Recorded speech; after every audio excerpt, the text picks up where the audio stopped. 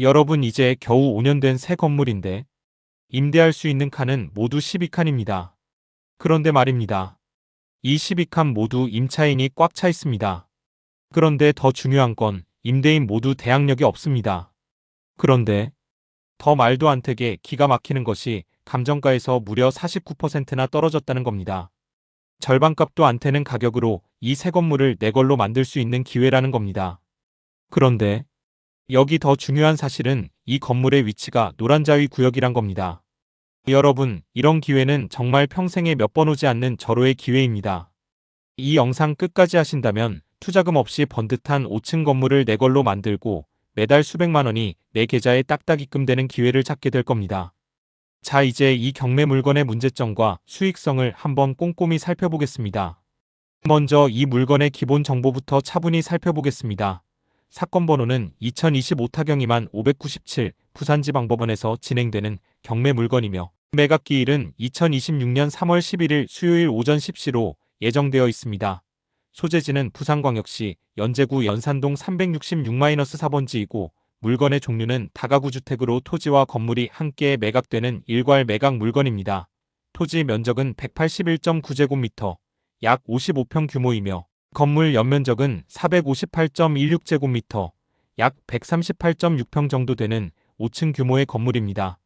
감정가는 15억 3,106만 원이고 현재 진행 중인 3차 경매에서는 감정가의 49% 수준인 7억 5,022만 3천 원까지 떨어진 상태입니다. 입찰에 필요한 보증금은 최저가의 10%인 7,502만 2,300원으로 1억도 되지 않는 보증금으로 감정가 15억이 넘는 건물에 입찰할 수 있는 구조입니다. 건물은 철근 콘크리트 구조의 지상 5층 건물이며 1층은 주차장으로 사용되고 있고 2층은 업무시설인 오피스텔 구조로 되어 있으며 3층부터 5층까지는 다가구 주택 형태로 임대가 이루어지고 있는 구조입니다. 사용 승인일은 2021년 6월 25일로 이제 겨우 5년이 채 되지 않은 비교적 신축 건물에 속하는 물건입니다. 즉 정리해보면 토지 약 55평에 연면적 약 138평 규모의 철근 콘크리트 5층 건물이 감정가 대비 절반 수준의 가격에서 경매로 진행되고 있는 상황이라고 보시면 되겠습니다. 이제 이 건물의 실제 구조와 임대가 가능한 형태 그리고 주변 환경이 어떤지 하나씩 살펴보겠습니다. 이제 이 건물의 실제 구조와 주변 환경을 하나씩 살펴보겠습니다. 이 건물은 철근 콘크리트 구조의 지상 5층 건물로 토지 면적은 약 55평, 연면적은 약 138평 규모로 지어진 다가구 건물입니다. 건축 연도는 2021년으로 이제 겨우 5년 정도 지난 비교적 신축 건물에 속하며 외관 상태나 구조적인 부분에서도 특별한 노후 흔적 없이 깔끔한 신축 건물의 모습을 유지하고 있습니다. 건물 구조를 보면 1층은 전면이 개방된 필로티 구조의 주차장으로 되어 있어 차량 주차가 가능한 구조이고 2층은 업무시설 형태의 오피스텔로 구성되어 있으며 3층부터 5층까지는 다가구 주택 구조로 이루어져 실제 임대가 이루어지는 주거 공간이 배치되어 있습니다. 각 층의 면적을 보면 1층 주차장 약 26평, 2층 오피스텔 약 32평, 3층 약 28평, 4층 약 25평, 5층 약 25평 정도의 구조로 되어 있어 층별로 효율적인 임대가 가능한 형태를 갖추고 있습니다. 건물 내부는 위생설비와 급배수 설비, 개별 난방 설비, 승강기, 화재 탐지 설비 등이 갖추어져 있어 기본적인 주거 및 임대 운영에는 큰 문제가 없는 구조로 판단됩니다. 토지는 인접 필지보다 약간 높은 사다리형 형태의 토지이며 북측으로 약 8m 폭의 도로에 접하고 있어 차량 접근성도 무난한 편에 속합니다. 용도 지역은 제2종 일반 주거지역으로 지정되어 있어 향후에도 주거 수요가 꾸준히 유지되는 지역에 해당합니다. 주변을 살펴보면 연산초등학교 남동측 인근에 위치하고 있으며 주변에는 단독주택과 다세대주택, 소형 아파트, 근린생활시설 등이 혼재되어 있는 전형적인 주거 밀집 지역의 모습을 보이고 있습니다. 도보권 내에 생활 편의시설과 상가들이 형성되어 있고 간선도로와 연결되는 도로망이 가까워 차량 이동도 수월한 입지라고 볼 수 있으며 방향별로 살펴보면 동쪽으로는 센텀시티와 해운대 방향으로 연결되고 서쪽으로는 연산역과 시청, 법원 일대로 이어지는 중심 생활권으로 이동이 가능하며 남쪽으로는 광안리 해수욕장 방면으로 빠지는 도로망이 형성되어 있고 북쪽으로는 충렬사역과 동래역, 온천장 일대로 이어지는 교통 흐름이 형성되어 있어 부산 주요 생활권으로 사통팔달 연결되는 위치라고 보시면 되겠습니다. 전체적으로 보았을 때 주거 수요가 꾸준히 형성되어 있는 생활권 중심부에 위치한 다가구 건물로 공실보다는 임대가 유지되는 구조의 입지라고 판단할 수 있는 위치라고 보시면 되겠습니다. 이제 이 물건의 핵심이라고 할 수 있는 권리관계와 임차인 현황을 차분히 살펴보겠습니다. 먼저 등기부를 보면 최초 소유자는 김정숙 씨로 되어 있고 그 아래로 2021년 7월 13일 농업협동조합 자산관리회사의 근저당권이 설정되어 있습니다. 이 근저당이 바로 이 물건의 말소기준권리입니다. 실정경매연구소 채널을 꾸준히 보신 분들은 이제 감이 오실 겁니다. 이 날짜가 바로 모든 권리의 기준선이고 이 선보다 앞이냐 뒤냐에 따라 인수냐 소멸이냐가 갈리게 됩니다. 그 아래를 차례로 내려가 보면 전세권, 임차권 설정, 가압류, 압류 같은 권리들이 여러 건 보이는데 중요한 것은 금액이 아니라 설정 시점입니다. 이 모든 권리들을 하나씩 확인해 보면 전부 말소기준 권리인 2021년 7월 13일 이후에 설정된 것들입니다. 즉 순서상 전부 후순위 권리들입니다. 이 말은 다시 말해 낙찰이 이루어지면 말소기준 권리를 기준으로 그 아래 권리들은 전부 정리되는 구조라는 뜻입니다. 등기부만 놓고 보면 낙찰자가 인수해야 할 선순위 권리는 없는 비교적 단순한 구조라고 볼 수 있습니다. 이제 임차인 현황을 보겠습니다. 이 건물은 구조상 임대가 가능한 칸이 모두 12칸인데 조사표에는 점유자가 14명으로 표시되어 있습니다.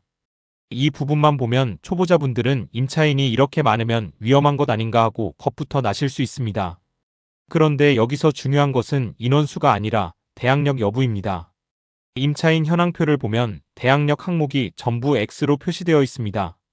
즉 조사된 임차인들 중에서 말소기준 권리보다 앞선 대항력을 갖춘 임차인은 단 한 명도 없다는 뜻입니다. 왜 이런 구조가 나오느냐? 기준은 아주 단순합니다.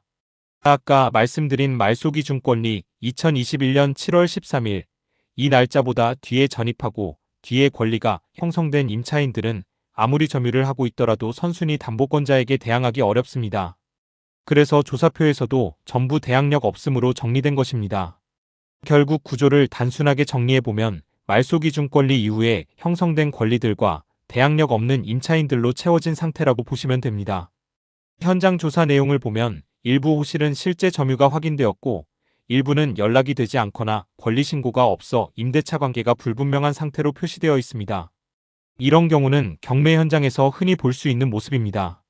서류상으로는 인원이 많아 보이지만 실제로는 중복 표기나 착오가 섞여 있는 경우도 적지 않습니다. 중요한 것은 법적으로 낙찰자에게 우선권을 주장할 수 있는 구조냐 아니냐인데 이 물건은 그 부분에서 상당히 단순하게 정리되는 형태라고 보시면 됩니다. 정리해 보겠습니다. 말소기준 권리는 2021년 7월 13일 근저당권이고 그 이후에 설정된 전세권, 임차권 설정, 가압류, 압류 등은 전부 후순위 권리들입니다. 임차인 조사표를 봐도 대항력 있는 임차인은 확인되지 않고 전부 말소기준 이후에 형성된 점유로 정리되어 있습니다. 즉 권리 구조만 놓고 보면 낙찰자가 인수해야 할 선순위 권리나 대항력 임차인은 없는 구조라고 이해하시면 되겠습니다. 이제 다음 단계에서는 이 건물 안에 실제로 들어와 있는 보증금 구조가 어떻게 되어 있는지 그리고 낙찰자가 이 보증금들을 어떻게 활용해서 자금 구조를 짤 수 있는지 그 금융 흐름을 하나씩 계산해 보겠습니다. 그런데 여러분들 중에 이 물건을 내 걸로 만들고 싶으시다거나 경매에 투자해서 돈을 벌고 싶으신 분은 영상 아래 설명란에 있는 연락처로 전화하시면 도움을 받으실 수 있습니다. 그리고 화면 아래 가입이란 글자를 클릭하시면 멤버십에 가입할 수 있습니다. 멤버십 회원이 되시면 정말 큰 돈 벌 수 있는 멤버십 전용 영상을 확인할 수 있으며 경매 분석 중에 궁금한 사항은 언제든지 전화로 문의할 수 있습니다. 여러분 이 영상 하나를 제작하기 위해 저희가 참 많은 노력을 들여 제작합니다. 부디 구독 한번 클릭하셔서 채널이 더욱 발전될 수 있게 부탁드립니다. 이 영상이 마음에 드셨다면 주변 지인에게 알려주실 것도 함께 부탁드립니다. 그럼 계속 진행하겠습니다. 이제 이 물건을 실제로 낙찰받았을 때 자금이 어떻게 들어가는지 금융 흐름을 처음부터 차분히 계산해 보겠습니다. 현재 이 물건의 최저 입찰가는 약 7억 5천만 원 수준입니다. 우리는 보수적으로 이 금액에 낙찰받는다고 가정하고 자금 구조를 짜보겠습니다. 먼저 금융 구조는 낙찰가의 70% 대출을 기준으로 잡겠습니다. 7억 5천만 원의 70%라면 약 5억 2,500만 원 정도가 대출 가능 금액입니다. 그런데 이 건물은 다수의 임차인이 존재하는 구조이기 때문에 금융사에서는 소액 임차인 최우선 변제금에 해당하는 금액을 미리 공제한 뒤 대출을 실행하게 됩니다. 형님이 기준으로 잡은 것처럼 방 하나당 1천만 원씩 총 12개 호실을 기준으로 계산하면 방 빼기 금액은 총 1억 2천만 원이 됩니다. 따라서 금융사에서는 원래 가능한 대출금 5억 2,500만 원에서 이 1억 2천만 원을 먼저 공제하고 실제로는 약 4억 500만 원만 대출이 실행되는 구조가 됩니다.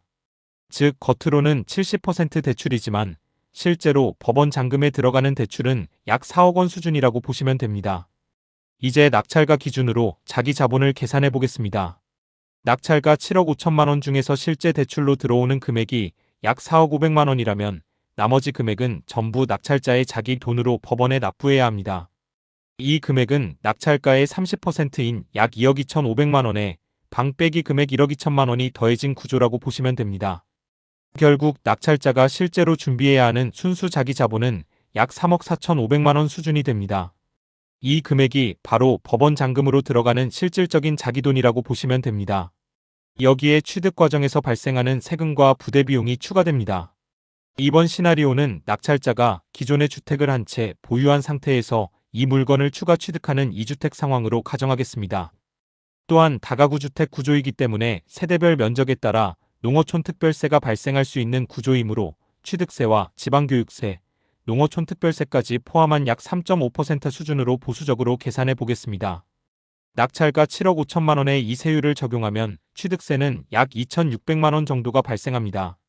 그리고 등기를 진행할 때는 국민주택 채권을 의무적으로 매입해야 합니다. 이 채권은 보통 바로 되팔기 때문에 실제로는 할인 손실이 발생하게 됩니다. 이 채권 할인 비용을 약 200만 원 수준으로 잡겠습니다. 여기에 법무사 비용 약 100만 원, 그리고 각종 재증명 발급, 인감 서류 준비, 잔금 송금 수수료 등에 들어가는 기타 실무 비용 약 50만 원을 더해 보겠습니다. 이렇게 정리해보면 취득세 약 2,600만 원, 채권 할인 손실 약 200만 원, 법무사 비용 100만 원, 기타 비용 50만 원이 들어가면서 취득 과정에서 발생하는 총 부대 비용은 약 2,950만 원, 즉 약 3천만 원 수준으로 정리됩니다. 이제 전체 자기 자본을 정리해 보겠습니다. 법원 잔금으로 들어가는 순수 자기 자본 약 3억 4,500만 원에 취득 과정에서 들어가는 부대 비용 약 3천만 원을 더하면 이 물건을 낙찰받아 완전히 내 소유로 만드는 데 들어가는 최종 자기 자본은 약 3억 7,500만 원 수준이 됩니다. 정리해보면 이 건물을 낙찰받아 완전히 내 소유로 만드는 데 들어가는 총자금은 7억 7,975만 원이고 그 중에서 은행 돈은 4억 500만 원, 실제 제 돈은 3억 7,475만 원이 들어가는 구조라고 보시면 되겠습니다. 이제 이 물건의 금융비용이 실제로 얼마나 들어가는지 계산을 해보겠습니다. 먼저 은행 대출부터 보겠습니다. 이 물건은 낙찰가 7억 5천만 원 기준으로 방 빼기 금액을 공제한 뒤 실제 실행되는 대출이 약 4억 500만 원 수준입니다. 우리는 보수적으로 은행 이자율을 연 4%로 가정하고 계산을 진행해 보겠습니다. 대출금 4억 500만 원에 연 4% 이자를 적용하면 연간 이자는 약 1,620만 원이 발생하게 됩니다. 이 금액을 월 단위로 나누면 약 135만 원 정도가 매달 은행에 지급되는 이자라고 보시면 됩니다. 즉, 이 건물을 운영하기 위해 매달 고정적으로 나가는 은행 이자 비용은 약 135만 원 수준이라고 이해하시면 됩니다. 이제 자기 자본에 대한 기회비용을 계산해 보겠습니다. 이 물건을 낙찰받기 위해 실제로 들어가는 자기 자본은 취득세와 채권 비용, 각종 부대 비용까지 포함해서 총 3억 7,475만 원입니다. 이 돈을 다른 투자처에 넣었을 때 얻을 수 있는 수익을 포기하고 이 건물에 묶어두는 것이기 때문에 이 금액에 대해서도 기회비용을 계산해 보는 것이 합리적인 접근입니다. 이 자기자본 3억 7,475만 원에 연 4%의 기회비용을 적용하면 연간 약 1,499만 원의 비용이 발생하게 됩니다. 이 금액을 월 단위로 나누면 약 124만 9천 원 정도가 매달 발생하는 자기자본 기회비용이라고 보시면 됩니다. 이제 은행이자와 자기자본 기회비용을 합쳐보겠습니다. 은행이자 약 135만 원에 자기자본 기회비용 약 124만 9천 원을 더하면 매달 약 259만 9천 원 정도의 금융비용이 발생하는 구조가 됩니다. 즉, 이 건물을 보유하는 동안 매달 약 260만 원 정도의 금융비용이 들어간다고 이해하시면 됩니다. 이제 다음 단계에서는 이 건물 안에 실제로 들어와 있는 보증금들을 반영해서 이 자기 자본이 얼마나 줄어드는지, 그리고 최종적으로 얼마의 돈으로 건물을 소유하게 되는지 매달 얼마의 현금 흐름이 만들어지는지를 구체적으로 계산해 보겠습니다. 이 부분이 바로 이 물건의 진짜 수익 구조라고 보시면 되겠습니다. 먼저 이 물건은 법원이 조사한 내용을 바탕으로 임차인들로부터 들어온 임대보증금 총액이 10억 7,600만 원입니다. 자, 이제 제일 먼저 은행 대출금을 막습니다. 은행 대출금은 4억 500만 원입니다. 10억 7,600만 원에서 이것을 먼저 상환하면 남는 보증금은 정확히 6억 7,100만 원 남습니다. 그럼 이제부터는 은행이가 발생하지 않는 단계가 되었습니다. 이제는 낙찰자가 투자했던 돈 3억 7,475만 원을 모두 회수합니다. 그럼 이제 남은 돈은 2억 9,625만 원이 됩니다. 여러분, 여기까지가 이 물건에 투자했던 모든 돈들을 회수하고 오히려 2억 9,625만 원이 남는 겁니다. 이제 이 돈을 이자 많이 주는 신협이나 새마을금고 같은 곳에 연 4%의 이자로 예치해두면 연 1,185만 원, 월로 계산하면 98만 7,500원의 이자가 나옵니다. 여기에 월세 140만 원을 합하면 월 총 수익이 238만 7,500원이 됩니다. 여러분, 처음 시작할 때 3억 7,500만 원으로 15억 3천만 원짜리 건물을 내 걸로 만들고 이제는 내가 투자했던 모든 돈들을 회수하고 난 후에 내 계좌에 약 3억 원의 돈이 꽂혀 있고 평생 매달 238만 원의 수익이 발생하는 구조가 완성된 것입니다. 여러분, 이렇게 되는 기간은 불과 3개월에서 길면 4개월 안에 모두 완성이 됩니다. 그럼 이제는 이 물건을 매각하게 되면 얼마의 수익이 발생되는지 확인해 보겠습니다. 이제 이 건물을 3년 정도 안정적으로 운영한 뒤 감정가 수준에서 매각하는 시나리오를 차분히 살펴보겠습니다. 매각 가격은 감정가인 약 15억 3,100만 원 수준에서 매각된다고 가정하고 계산을 진행해 보겠습니다. 먼저 이 물건의 총 투자 원가부터 다시 정리해 보겠습니다. 낙찰가와 취득세, 그리고 각종 부대비용까지 모두 포함한 총 투자 원가는 약 7억 7,975만 원 수준이었습니다. 이 금액이 바로 이 건물을 취득하기 위해 실제로 들어간 전체 원가라고 보시면 되겠습니다. 이제 이 건물을 감정가 수준인 15억 3,106만 원에 매각한다고 가정해 보겠습니다. 매각 금액에서 총 투자 원가를 빼면 세전 매매 차익이 나오게 됩니다. 매각 금액 약 15억 3,106만 원에서 총 투자 원가 약 7억 7,975만 원을 빼면 세전 순수 차익은 약 7억 5,131만 원 정도가 발생하게 됩니다. 이제 이 차익에 대해 양도소득세를 계산해 보겠습니다. 이 물건은 3년 보유 후 매각하는 것으로 가정하였기 때문에 장기 보유 특별공제율은 6%를 적용합니다. 세전 양도차익 약 7억 5,131만 원에서 장기 보유 특별공제 6%인 약 4,507만 원을 먼저 차감합니다. 그러면 남는 금액은 약 7억 618만 원 정도가 됩니다. 여기서 기본공제 250만 원을 추가로 차감합니다. 그러면 최종 과세표준은 약 7억 373만 원 수준으로 정리됩니다. 이 과세표준에 양도소득세와 지방소득세를 포함한 세금을 적용하면 최종 세금은 약 2억 8,618만 원 정도가 발생하는 것으로 계산됩니다. 이제 최종 순수익을 계산해 보겠습니다. 세전 매매 차익 약 7억 5,131만 원에서 양도세 약 2억 8,618만 원을 차감하면 낙찰자가 최종적으로 손에 쥐게 되는 세후 매매 순수익은 약 4억 6,513만 원 정도가 됩니다. 정리해 보겠습니다. 이 건물을 약 7억 7,975만 원의 총 투자 원가로 취득한 뒤 3년 동안 안정적으로 운영하고 감정가 수준에서 매각하게 되면 최종적으로 약 4억 6천만 원 정도의 순수 시세 차익이 손에 남는 구조가 됩니다. 여러분, 처음 시작할 때 3억 7,500만 원으로 시작해서 3년 동안 월세 매달 238만 원의 수익을 내다가 매각하게 되니까 4억 6천만 원이란 수익이 발생하게 되는 겁니다. 이것이 바로 경매의 맛입니다. 하지만 여러분, 경매가 왜 어려우냐 하면 수업료 때문입니다. 한번 실수하는 경매가 평생 일어나기 힘든 수업료를 내게 됩니다. 이런 실수를 하지 않게 하기 위해 저희 실전경매연구소가 멤버십을 운영하고 있습니다. 멤버십에 가입하시면 여러분들이 보고 계시는 경매 물건을 교차 검증할 수 있는 기회가 생깁니다. 많은 가입자 중에 이런 혜택을 보고 감사해 하시는 분들 많으십니다. 그리고 만약 이런 물건 가지고 싶으시다는 분은 화면 아래 설명란에 있는 실전경매연구소 연락처로 전화하시면 충분한 도움을 받으실 수 있습니다. 여러분, 오늘 영상이 조금이나마 도움이 되셨다면 구독과 좋아요 한 번씩 꼭 눌러주시기 바랍니다. 여러분의 구독과 좋아요가 저희 실전경매연구소가 더 좋은 경매 물건을 발굴하고 더 정확한 분석 영상을 제작하는데 큰 힘이 됩니다. 그리고 아직 알림 설정을 하지 않으신 분들은 알림 설정까지 함께 해두시면 돈 되는 경매 물건이 올라올 때마다 가장 먼저 확인하실 수 있습니다. 주변에 경매에 관심 있으신 지인분들이 계시다면 이 영상도 함께 공유해 주시기 바랍니다. 좋은 정보는 나눌수록 더 큰 기회가 됩니다.